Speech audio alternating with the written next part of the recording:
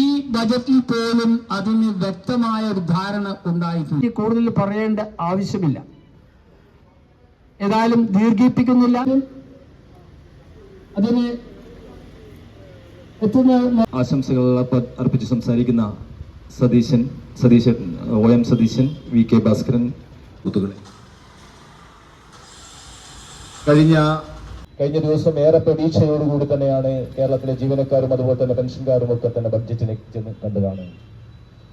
Budget ആയി ബന്ധപ്പെട്ടുകൊണ്ട് കഴിഞ്ഞ ദിവസം മാധ്യമപ്രവർത്തകർക്ക് കേരളത്തിന്റെ ബഹുമാന്യനായ മന്ത്രി KM ബാലഗോപാൽ നൽകിയ ഒരു അഭിമുഖമുണ്ട്.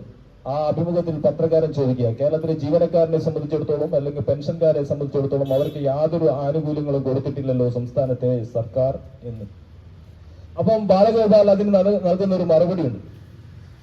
സോഷ്യൽ മീഡിയയിലും അതുപോലെ തന്നെ മാധ്യമങ്ങളിലൊക്കെ തന്നെ അത് പുറത്തു വന്നതാണ്. ബാലഗോപാൽ പറയുന്ന മറുപടി, ഇത്രയൊന്നും കൊടുക്കാതിരുന്നിട്ടും ആളുകൾ സർക്കാരിനെ പുകഴ്ത്തിക്കൊണ്ട് പ്രകടനങ്ങളും അതുപോലെ തന്നെ ഇതൊക്കെ നടത്തുന്നുണ്ടല്ലോ, അവർക്ക് യാതൊരു പ്രയാസവും ഇല്ല എന്ന് പറയുന്നത്. അതേപോലെ പെൻഷൻകാരെ സംബന്ധിച്ചിടത്തോളം ജീവനക്കാരെ സംബന്ധിച്ചിടത്തോളം കഴിഞ്ഞ 8 വർഷമായി അവർക്ക് ദുരിതപൂർണമായ ജീവിതം സമ്മാനിച്ച ഒരു ഗവൺമെന്റിനെതിരായിട്ട് ഒരു പരാതിയും കേരളത്തിലെ ബഹുഭൂരിപക്ഷം വരുന്ന ജീവനക്കാർക്കും പെൻഷൻകാർക്കും ഇല്ല എന്ന ഒരു സമീപനമാണ് സംസ്ഥാന സർക്കാർ സ്വീകരിക്കുന്നത്.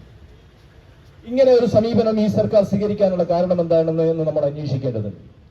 എന്ത് കൊള്ളരുതായ്മകൾ ജീവനക്കാരുടെ മേഖലയിലേക്ക് അടിച്ചേൽപ്പിക്കാൻ ഈ സർക്കാർ ശ്രമിക്കുന്ന സമയത്തും അതിനെയൊക്കെ തന്നെ ഓശാന പാടുന്ന സമീപനം കേരളത്തിലെ ഭരണപക്ഷ സർവീസ് സംഘടന സ്വീകരിക്കുന്നു.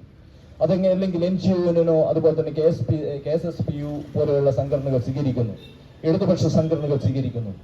അങ്ങനെ സ്വീകരിക്കുന്ന സമയത്ത് ഗവൺമെന്റിന്റെ കാഴ്ചപ്പാട് എന്ന് പറയുന്നത് കേരളത്തിലെ ജീവനക്കാരനെ സംബന്ധിച്ചിടത്തോളം സ്വർഗതുല്യമായ ഒരു സമീപനമാണ് സംസ്ഥാന സർക്കാരിന്റെ ഭാഗത്തു നിന്നുണ്ടാകുന്നു എന്ന് കേരളത്തിലെ സർക്കാരും അതുപോലെ തന്നെ പൊതുജനങ്ങളും സ്വീകരിക്കുന്ന ആ രീതിയിലുള്ള ഒരു സമീപനമാണ് ഗവൺമെന്റ് സ്വീകരിച്ചുകൊണ്ടിരിക്കുന്നത്. ജീവനക്കാരനെ സംബന്ധിച്ചിടത്തോളം കഴിഞ്ഞ ദിവസം പത്രം ഇറങ്ങിയപ്പോൾ നമ്മളൊക്കെ കണ്ടു വലിയ ജീവനക്കാർക്ക് വലിയ നേട്ടം, മാധ്യമങ്ങളിലൊക്കെ തന്നെ വലിയ നേട്ടം എന്ന് പറയുന്നത്. എന്താ നമുക്ക് ലഭിച്ചിരിക്കുന്ന നേട്ടം? 2019 നടപ്പിലാക്കിയ ശമ്പള പരിഷ്കരണത്തിന്റെ കുടിശ്ശിക 2019 ജൂലൈ മാസം 1-ാം തീയതി മുതൽ മാർച്ച് 2021 മാർച്ച് മാസം ആണ് നമുക്ക് ശമ്പള പരിഷ്കരണം ലഭ്യമായത്. ആ 19 മാസത്തെ കുടിശ്ശിക 4 ഗഡുക്കളായിട്ട് നൽകാമെന്ന് അന്ന് ആ ഗവൺമെന്റ് പ്രഖ്യാപിക്കുകയുണ്ടായി. അതിന്റെ ഭാഗമായ ഒരു ഓർഡർ പറയുകയുണ്ടായി. എപ്പോഴൊക്കെയാണ് നമുക്ക് തരാമെന്ന് പറഞ്ഞത്? 2023 ഏപ്രിൽ മാസം 1-ാം തീയതിയും 2023 ഒക്ടോബർ മാസം 1-ാം തീയതിയും ജീവനക്കാരനെ ലഭിക്കും എന്ന് പറഞ്ഞ ആനുകൂല്യം തരാമെന്ന് പറഞ്ഞു ആനുകൂല്യം വീണ്ടും തരാമെന്ന് പറഞ്ഞതാണ് ജീവനക്കാരനെ സംബന്ധിച്ചിടത്തോളം വലിയ നേട്ടമായിട്ട് മന്ത്രി തുറന്നു കാണിക്കുന്നത്. അതേപോലെ തന്നെ 2021 നമുക്ക് ലഭിക്കേണ്ടിയിരുന്ന 1 ഗഡു ക്ഷാമപത്രം തരാമെന്ന് പറഞ്ഞതാണ് ജീവനക്കാരനെ സംബന്ധിച്ചിടത്തോളം വലിയ നേട്ടമായി ചൂണ്ടിക്കാണിക്കുന്നത്. ഇത് ജീവനക്കാരന്റെ നേട്ടമാണോ?